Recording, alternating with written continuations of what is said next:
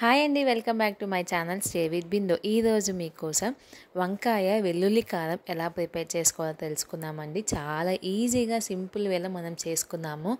వేడి వేడి అన్నంలో ఈ కారంని కలుపుకొని కొంచెం నెయ్యి వేసుకొని తింటే ఇంకా చాలా టేస్టీగా ఉంటుందండి. ఇంకెందుకు లేట్ చేయటం, ఏ విధంగా నేను ఇలా ప్రిపేర్ చేసుకోవాలో నేను చెప్తానండి. దానికన్నా ముందు నా ఛానల్ లైక్ చేయండి, షేర్ చేయండి, సబ్స్క్రైబ్ చేసుకోండి. దీనికోసం ఒక హాఫ్ కేజీ దాకా గుత్తి వంకాయ నేను తీసుకుంటున్నానండి. మీ దగ్గర నార్మల్ పొడుగు వంకాయలు ఉన్నా అవైనా వేసుకోవచ్చండి. నా దగ్గర ప్రజెంట్ గుత్తి వంకాయలు ఉన్నాయి కాబట్టి దాంతో నేను చేస్తున్నాను. కొన్ని వాటర్ తీసుకొని దాంట్లో కొంచెం సాల్ట్ యాడ్ చేసుకొని పెద్ద పెద్ద పీసెస్గా కట్ చేసుకొని ఈ వాటర్లో మనం యాడ్ చేసేసుకుందామండి. కొంచెం ఎక్కువసేపు ఈ వంకాయ అనేది బయట ఉంటే నల్లగా అయిపోతుంది కదా, అందుకు ఉప్పు నీళ్ళలో నానబెడితే అట్లాగే ఉంటుందని చెప్పేసి అంటారు కదండి.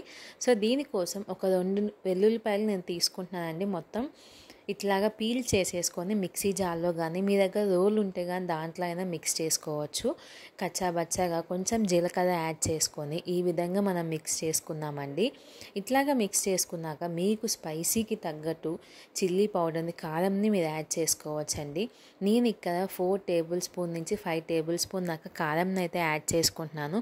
మిగిలిపోయిన ఏం వేస్ట్ అవ్వదండి, వెల్లుల్లి కారం కాబట్టి ఏ వెజిటేబుల్ కర్రీస్లో అయినా దేంట్లో అయినా మనం మిక్స్ చేసుకోవచ్చు. దానికి తగ్గట్టు కొంచెం సాల్ట్ యాడ్ చేసుకొని ఈ విధంగా మనం బ్లెండ్ చేసుకుందామండి. మీరు రోట్లో అయినా బాగా దంచుకోవచ్చండి. ఇట్లాగా ఈ విధంగా దంచుకొని పక్కన పెట్టేసుకుందాము. దీనికోసం ఒక కళాయి తీసుకొని ఒక 2 టేబుల్ స్పూన్ దాకా ఆయిల్ తీసుకొని దాంట్లో మనం ముందుగానే కట్ చేసి పెట్టుకున్న వంకాయని యాడ్ చేసి మూత పెట్టేసి కాసేపు ఉడికిన తర్వాత ఒక్కసారి అలాగా మిక్స్ చేసుకుందామండి, పైకి కిందకి అనేసి. తొక్కకి ఈ గుత్తి వంకాయకి అండి పైన తోలు కొంచెం రఫ్గా అంటే ఎక్కువ ఉంటుంది కదా, సో కొంచెం ఎక్కువసేపు ఉడకబెట్టాలి. మామూలు వంకాయ అయితే అంతసేపు కూడా పట్టదండి, 5-10 మినిట్స్లో బాయిల్ అయిపోతుంది. మనం ముందుగానే బ్లెండ్ చేసి పెట్టుకున్న వెల్లుల్లి కారంని మీకు ఎంతైతే అవసరం ఉంటుందో అంత యాడ్ చేసుకుంటా గుత్తి వంకాయలన్నీ బాగా కలిసేలాగా మనం మిక్స్ చేసుకోవాలండి. మనం ఈ విధంగా కట్ చేసాం కాబట్టి పైన అంతా సాఫ్ట్గా అయిపోతుంది కదా, దాన్ని కూడా కొంచెం ప్రెస్ చేసుకుంటా ఆ గుత్తి వంకాయ ఈ వెల్లుల్లి కారం మొత్తం మిక్స్ అయ్యేలాగా మనం ఈ విధంగా మిక్స్ చేసుకోవాలండి. కొంచెం కరివేపాకు యాడ్ చేసుకుంటున్నాను. మీ దగ్గర కొత్తిమీర ఉన్న మీరు యాడ్ చేసుకోవచ్చండి.